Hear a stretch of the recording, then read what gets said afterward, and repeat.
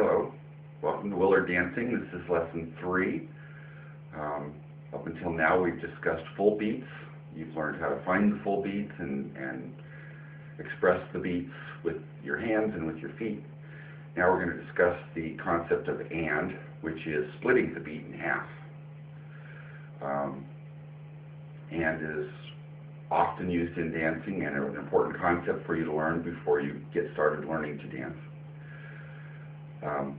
Splitting the beat means you're going to have to move twice as fast in order to get the and in there. So the beat can go 1, 2, 3, 4. The beat stays the same, but we express it twice as fast. 1 and 2 and 3 and 4. To see that on sheet paper might make it a little clearer.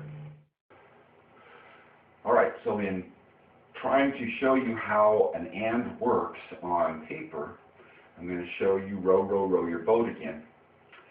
And you'll notice that in row, row, row your boat, the notes, this is a quarter note, this is a quarter note, this is an eighth note. It's half the length, it takes half the time, it's quicker than a quarter note. That little flag on there tells you that it's an eighth note. So it's half a beat. This is one beat, this is one beat, this is half a beat. This little flag tells you this is half a beat. So these two half beats make up one of these. And because they equal one of these, then the next one you come to is going to be land right on the beat. So you've got beat, beat, beat, beat, row, row, row, and row, row, row, boat are all right on the beat. But in order to say row your boat, you have to say row your quicker. So it's row, row, row your boat. You split these in half, and that your that goes in between row and boat is your and in what we're doing in our dancing. So although we don't care about the lyrics and we don't care about the notes and the melody, we care about the beats. The beats work the same way. We have a full beat, a half a beat, and a full beat. And the and is split right between the 3 and the 4.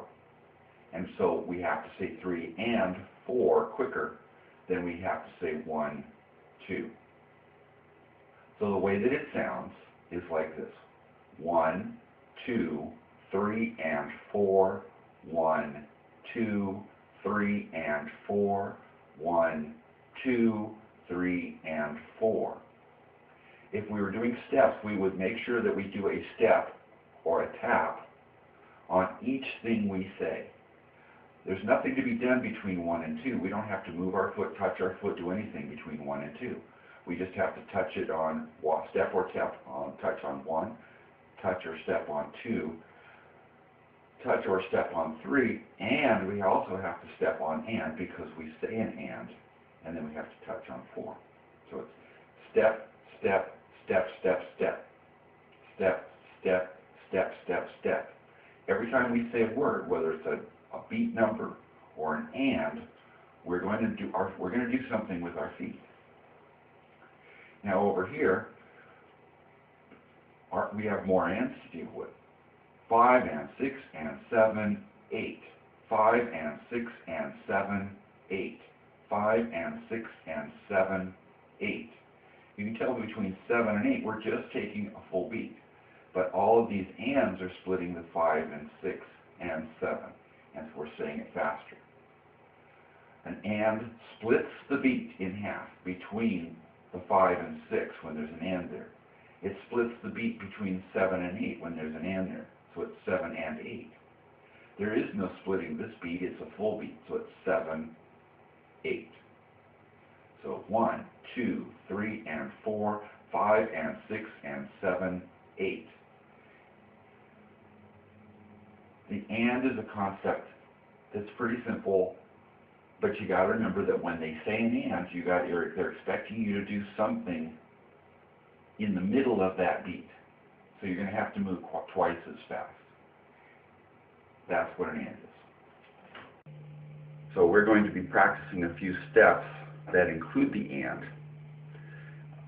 So you can get used to the idea of the and in the dance, in the feet. It's a pretty simple concept. It takes a little bit of practice to do it, and I'm going to give you several practices to try to learn it. But and is the next thing we're going to be learning in our next lessons.